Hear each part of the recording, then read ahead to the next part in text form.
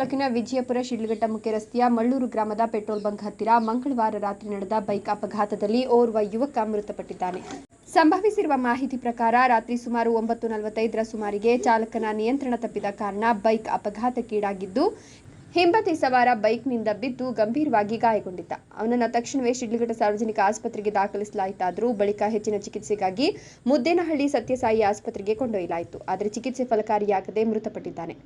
ಇನ್ನು ಮೃತನನ್ನು ಬೆಂಗಳೂರು ಗ್ರಾಮಾಂತರ ಜಿಲ್ಲೆಯ ವಿಜಯಪುರ ಗ್ರಾಮದ ನಿವಾಸಿ ಎಸ್ ರಮೇಶ್ ಅಂತ ಗುರುತಿಸಲಾಗಿದ್ದು, ಚಿಂತಾಮಣಿ ತಾಲೂಕಿನ ಮುರುಗಮಲ್ಲ ಹೋಬಳಿಯ ಪ್ರಭಾರಿ ರಾಜಸ್ವ ನಿರೀಕ್ಷಕರಾಗಿಯೂ ಹಾಗೂ ಪೆದ್ದೂರು ಕಂದಾಯ ವೃತ್ತದ ಗ್ರಾಮಾಡಳಿತಾಧಿಕಾರಿಯಾಗಿಯೂ ಸೇವೆ ಸಲ್ಲಿಸ್ತಾ ಇದ್ರು. ಘಟನೆ ನಡೆದಾಗ ರಮೇಶ್ ಚಿಂತಾಮಣಿಯಿಂದ ತಮ್ಮ ಊರಾದ ವಿಜಯಪುರಕ್ಕೆ ತೆರಳುತ್ತಾ ಇದ್ದದ್ದು ತಿಳಿದುಬಂದಿದೆ. ಇನ್ನು ಮೃತದೇಹವನ್ನು ಶಿಡ್ಲಘಟ್ಟ ಸರ್ಕಾರಿ ಆಸ್ಪತ್ರೆಗೆ ಕರೆದೊಯ್ಯಲಾಗಿದ್ದು, ಮರಣೋತ್ತರ ಪರೀಕ್ಷೆಯ ಬಳಿಕ ಕುಟುಂಬಸ್ಥರಿಗೆ ಹಸ್ತಾಂತರಿಸಲಾಯಿತು. ಶಿಡ್ಲಘಟ್ಟ, ಚಿಂತಾಮಣಿ ಹಾಗೂ ಮಂಚೇನಹಳ್ಳಿ ತಹಶೀಲ್ದಾರರು ಹಾಗೂ ಸಂಬಂಧಿತ ಗ್ರಾಮಾಡಳಿತಾಧಿಕಾರಿಗಳು ಆಸ್ಪತ್ರೆಗೆ ಭೇಟಿ ನೀಡಿ ಅಂತಿಮ ದರ್ಶನ ಪಡೆದರು.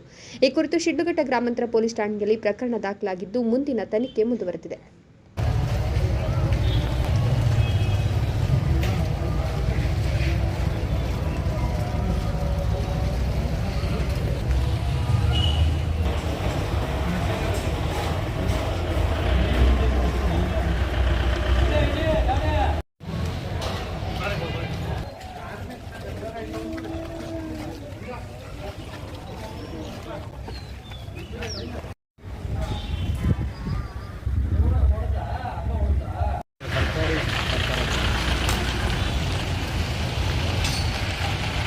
ಸರಿ.